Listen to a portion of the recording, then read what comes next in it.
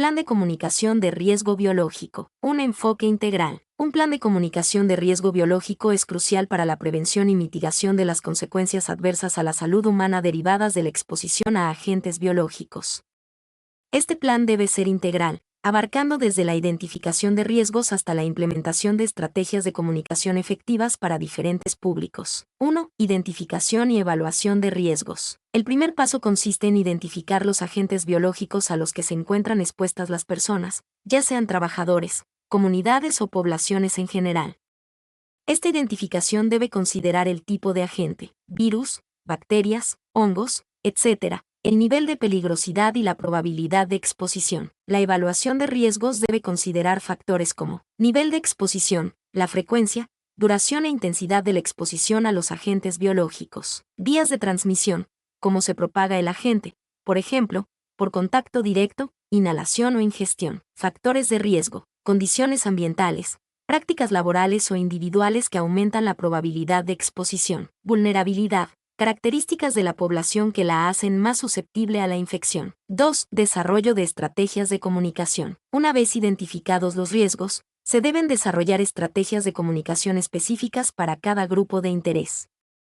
Estas estrategias deben considerar público objetivo, identificar a quien se dirige la comunicación, por ejemplo, trabajadores, comunidades, autoridades sanitarias, etc. Mensajes clave, definir la información esencial que se debe transmitir, incluyendo la naturaleza del riesgo, las medidas de prevención y las acciones a tomar en caso de exposición. Canales de comunicación, seleccionar los medios más efectivos para llegar al público objetivo, como folletos informativos, charlas, redes sociales, sitios web, etc. Lenguaje y tono, adaptar el lenguaje y el tono de la comunicación al nivel de comprensión del público objetivo, utilizando un lenguaje claro, conciso y accesible. Evaluación y monitoreo. Implementar mecanismos para evaluar la efectividad de las estrategias de comunicación y realizar ajustes según sea necesario. 3. Ejemplos de estrategias de comunicación. Capacitación. Ofrecer programas de capacitación para trabajadores sobre seguridad biológica, incluyendo medidas de prevención, uso de equipos de protección personal y protocolos de actuación en caso de exposición. Campañas de concientización.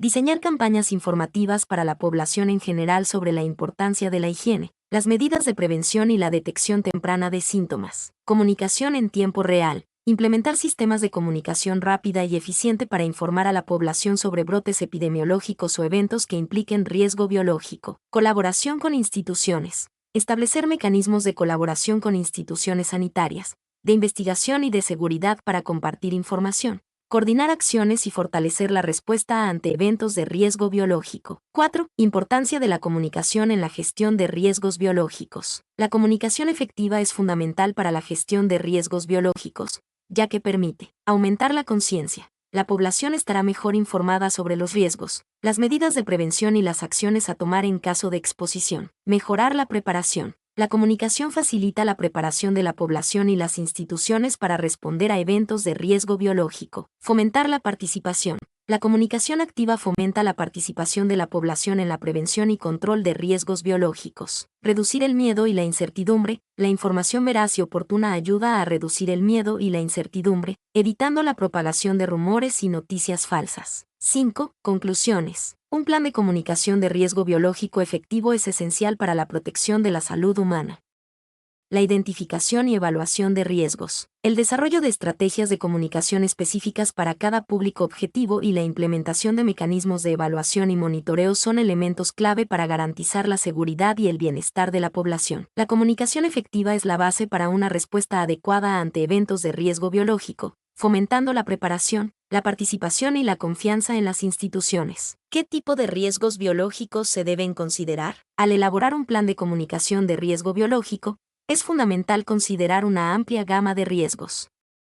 Estos pueden clasificarse en diferentes categorías, cada una con características y consecuencias específicas. 1. Riesgos por agentes biológicos. Patógenos infecciosos. Bacterias, como la Salmonella, E. coli, Staphylococcus aureus, causantes de enfermedades como la salmonelosis, la gastroenteritis, la intoxicación alimentaria y las infecciones cutáneas. Virus, como el virus de la influenza, el virus del VIH, el virus del ébola, responsables de enfermedades como la gripe, el SIDA, la fiebre hemorrágica, entre otras. Hongos, como el Aspergillus, Candida albicans, causantes de infecciones respiratorias, candidiasis y micosis. Parásitos, como la Giardia lamblia, la Toxoplasma gondii, responsables de enfermedades como la giardiasis, la toxoplasmosis. Toxinas biológicas, bacterianas, como la toxina botulínica, la toxina tetánica, que pueden causar botulismo y tétanos. Fúngicas, como las aflatoxinas, que pueden contaminar alimentos y causar cáncer. Alérgenos biológicos. Polen. Puede causar alergias respiratorias como la rinitis alérgica. Ácaros del polvo. Pueden provocar asma y otras enfermedades respiratorias. Caspa de animales. Puede causar alergias cutáneas y respiratorias. 2. Riesgos por actividades humanas. Laboratorios de investigación. Trabajar con agentes biológicos en laboratorios de investigación implica un riesgo de exposición accidental. Agricultura y ganadería. El manejo de animales y cultivos puede generar riesgos de exposición a patógenos zoonóticos, transmitidos de animales a humanos, o a toxinas de origen vegetal. Industrias alimentarias. La manipulación de alimentos puede generar riesgos de contaminación por bacterias, virus o parásitos. Tratamiento de aguas residuales. El tratamiento de aguas residuales implica un riesgo de exposición a patógenos presentes en las heces. Residuos médicos.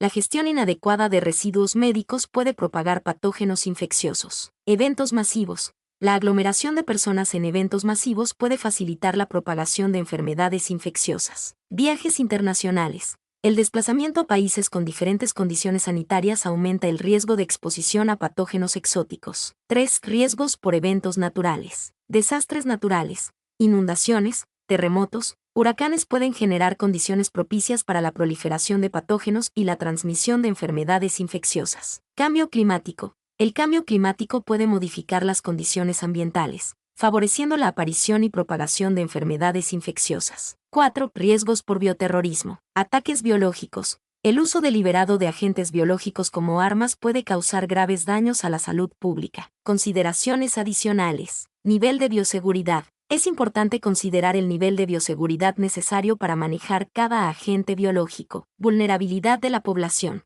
Hay que tener en cuenta la vulnerabilidad de la población a la infección, como la edad, el estado de salud, la inmunosupresión. Contexto geográfico. Las condiciones climáticas, la densidad poblacional y la disponibilidad de recursos influyen en la transmisión de enfermedades. Es crucial que el plan de comunicación de riesgo biológico contemple todos estos riesgos y se adapte a las características específicas del contexto en el que se aplica. ¿Cómo se clasifican los riesgos por patógenos infecciosos? Los riesgos por patógenos infecciosos se clasifican de acuerdo a su nivel de peligrosidad y la probabilidad de exposición.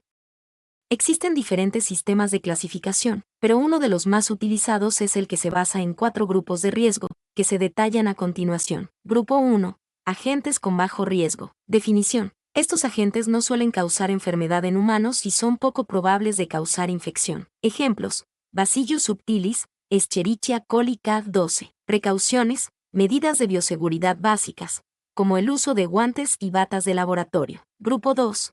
Agentes con riesgo moderado. Definición. Estos agentes pueden causar enfermedad en humanos, pero generalmente se dispone de tratamiento y medidas de prevención efectivas. Ejemplos: Salmonella entérica, Staphylococcus aureus, virus de la hepatitis B. Precauciones, medidas de bioseguridad más estrictas, como el uso de equipo de protección personal específico, mascarillas, guantes, batas, laboratorios con acceso restringido, procedimientos de desinfección y esterilización. Grupo 3. Agentes con alto riesgo. Definición. Estos agentes pueden causar enfermedad grave en humanos y pueden ser difíciles de tratar.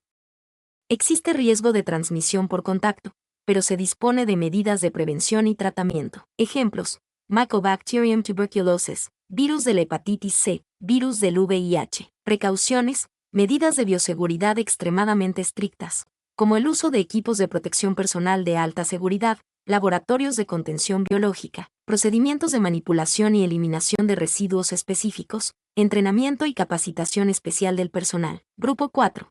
Agentes con riesgo muy alto. Definición. Estos agentes pueden causar enfermedades graves en humanos, con alta probabilidad de transmisión y sin tratamiento efectivo disponible. Ejemplos: virus del ébola, virus de la fiebre hemorrágica de Marburg, virus de la rabia. Precauciones, nivel máximo de bioseguridad, laboratorios de contención biológica de nivel 4, DSL4, entrenamiento y capacitación especializada del personal, procedimientos estrictos de control de acceso, manejo de residuos y desinfección. Recuerda, la clasificación de los patógenos infecciosos es dinámica y puede variar según las investigaciones y el desarrollo de nuevas tecnologías. Es importante consultar las últimas guías y protocolos de seguridad para obtener información actualizada sobre los riesgos específicos. Además de la clasificación por grupos de riesgo, es importante considerar otros factores como vía de transmisión, cómo se propaga el agente, por contacto directo, gotitas respiratorias, contacto con fluidos corporales, etc. Periodo de incubación. El tiempo que transcurre entre la exposición al agente y la aparición de síntomas. Contagiosidad, la facilidad con la que se propaga el agente de una persona a otra. Susceptibilidad, las características individuales que pueden aumentar el riesgo de infección, como la edad, el estado de salud o la inmunosupresión. Al comprender la clasificación de los riesgos por patógenos infecciosos y considerar estos factores adicionales, se puede desarrollar un plan de comunicación más efectivo para prevenir la exposición y controlar la propagación de enfermedades. ¿Cómo se determina el nivel de riesgo de un patógeno? Determinar el nivel de riesgo de un patógeno es un proceso complejo que involucra la evaluación de múltiples factores. No existe una fórmula única, pero se suele considerar una combinación de aspectos cualitativos y cuantitativos. 1. Caracterización del patógeno. Virulencia. Se refiere a la capacidad del patógeno para causar enfermedad. Un patógeno altamente virulento puede causar enfermedad grave incluso con una pequeña dosis de exposición. Infectividad es la capacidad del patógeno para invadir y multiplicarse en un huésped. Un patógeno altamente infeccioso puede propagarse rápidamente y afectar a muchas personas. Patogenicidad es la capacidad del patógeno para producir enfermedad. Un patógeno altamente patógeno puede causar enfermedades graves con una alta tasa de mortalidad. Resistencia se refiere a la capacidad del patógeno para sobrevivir en el ambiente y resistir los métodos de desinfección. Un patógeno resistente puede ser más difícil de controlar y eliminar. 2. Evaluación de la exposición. Probabilidad de exposición. Es la probabilidad de que una persona entre en contacto con el patógeno. Esta probabilidad puede depender de factores como la ocupación, el estilo de vida, la ubicación geográfica y la presencia de animales infectados. Dosis de exposición. Es la cantidad de patógeno a la que una persona está expuesta. Una dosis alta puede aumentar el riesgo de enfermedad. Vía de transmisión. Es el mecanismo por el cual el patógeno se transmite de una persona a otra o de un animal a una persona. Las vías de transmisión comunes incluyen el contacto directo, las gotitas respiratorias, los alimentos contaminados y el agua contaminada. Factores de riesgo. Son características individuales que pueden aumentar el riesgo de infección, como la edad, el estado de salud, la inmunosupresión y la falta de vacunación. 3. Clasificación de riesgo. Grupos de riesgo. La Organización Mundial de la Salud, OMS, clasifica los patógenos en 4 grupos de riesgo, desde bajo riesgo, grupo 1, hasta muy alto riesgo, grupo 4. Esta clasificación se basa en la gravedad de la enfermedad, la probabilidad de transmisión y la disponibilidad de tratamiento. Niveles de bioseguridad. Los laboratorios que trabajan con patógenos infecciosos deben cumplir con los niveles de bioseguridad apropiados, desde el nivel 1, DSL-1, para agentes de bajo riesgo hasta el nivel 4, DSLI-4, para agentes de muy alto riesgo. Estos niveles de bioseguridad establecen los protocolos de seguridad y las medidas de protección necesarias para minimizar el riesgo de exposición. 4. Evaluación cuantitativa. Modelos matemáticos. En algunos casos, se pueden utilizar modelos matemáticos para estimar el riesgo de infección y la probabilidad de que se produzca un brote epidémico. Estos modelos consideran factores como la tasa de transmisión, la duración de la infectividad y la susceptibilidad de la población. 5. Consideraciones adicionales. Contexto geográfico. Las condiciones climáticas, la densidad poblacional y la disponibilidad de recursos pueden influir en la transmisión de enfermedades. Contexto social. Las prácticas culturales, las creencias y las condiciones socioeconómicas pueden afectar la probabilidad de exposición y la respuesta a las medidas de control. Emergencia de nuevas enfermedades. La aparición de nuevas enfermedades infecciosas, como el COVID-19, presenta desafíos adicionales para la evaluación del riesgo. En resumen, la determinación del nivel de riesgo de un patógeno es un proceso complejo que requiere una evaluación integral de múltiples factores. Es importante considerar la virulencia del patógeno, la probabilidad de exposición, las vías de transmisión, Los factores de riesgo y el contexto geográfico y social. La clasificación de riesgo. Los niveles de bioseguridad y los modelos matemáticos pueden proporcionar herramientas útiles para la evaluación del riesgo. Sin embargo, es fundamental mantener una vigilancia constante y estar preparados para responder a las nuevas amenazas emergentes. 4. ¿Cómo se utiliza la información del nivel de riesgo? La información del nivel de riesgo de un patógeno se utiliza para tomar decisiones informadas en diferentes ámbitos, desde la investigación médica hasta la gestión de riesgos en la salud pública. Aquí se detallan algunos ejemplos. 1. Investigación médica. Desarrollo de vacunas y tratamientos. El nivel de riesgo de un patógeno determina la prioridad para el desarrollo de vacunas y tratamientos. Los patógenos de alto riesgo, como el virus del ébola, son objeto de una mayor investigación y desarrollo de vacunas. Estudios de laboratorio. El nivel de riesgo determina las medidas de bioseguridad que se deben tomar en los laboratorios que trabajan con patógenos infecciosos. Los laboratorios que trabajan con patógenos de alto riesgo deben cumplir con los niveles de bioseguridad más estrictos, como el nivel 4, DSL4, para minimizar el riesgo de exposición. 2. Gestión de riesgos en salud pública. Vigilancia epidemiológica. La información del nivel de riesgo se utiliza para determinar las enfermedades que se deben monitorear y las poblaciones que se deben vigilar. Los patógenos de alto riesgo son objeto de una mayor vigilancia para detectar brotes tempranos y controlar su propagación. Control de infecciones. El nivel de riesgo determina las medidas de control de infecciones que se deben tomar en los hospitales y otros entornos de atención médica. Los patógenos de alto riesgo requieren medidas de control de infecciones más estrictas, como el uso de equipos de protección personal y la desinfección de superficies. Preparación para emergencias. El nivel de riesgo determina la preparación para emergencias que se debe tener para responder a brotes epidémicos. Los patógenos de alto riesgo requieren planes de respuesta más detallados, incluyendo la disponibilidad de vacunas, tratamientos, equipos de protección personal y personal capacitado. 3. Prevención de enfermedades. Campañas de salud pública. El nivel de riesgo determina las campañas de salud pública que se deben implementar para prevenir la exposición a patógenos infecciosos. Las campañas de vacunación, las medidas de higiene y las medidas de control de vectores se adaptan al nivel de riesgo del patógeno. Educación sanitaria. El nivel de riesgo determina la información que se debe proporcionar al público sobre los riesgos de infección y las medidas de prevención. Las personas deben estar informadas sobre los riesgos de los patógenos de alto riesgo y las medidas que pueden tomar para protegerse. 4. Políticas públicas. Normativas de seguridad alimentaria. El nivel de riesgo de los patógenos transmitidos por alimentos determina las normas de seguridad alimentaria que se deben implementar para garantizar la seguridad de los alimentos. Las normas de seguridad alimentaria se basan en la identificación de los patógenos de alto riesgo y las medidas para prevenir su contaminación de los alimentos. Políticas de viaje. El nivel de riesgo de las enfermedades infecciosas determina las políticas de viaje que se deben implementar para prevenir la propagación de enfermedades. Las políticas de viaje pueden incluir la recomendación de vacunas, la vigilancia de viajeros y la restricción de viajes a zonas con un alto riesgo de infección. En resumen, la información del nivel de riesgo de un patógeno es esencial para tomar decisiones informadas en diferentes ámbitos, desde la investigación médica hasta la gestión de riesgos en la salud pública. Esta información se utiliza para desarrollar vacunas y tratamientos, controlar infecciones, preparar para emergencias, prevenir enfermedades y desarrollar políticas públicas.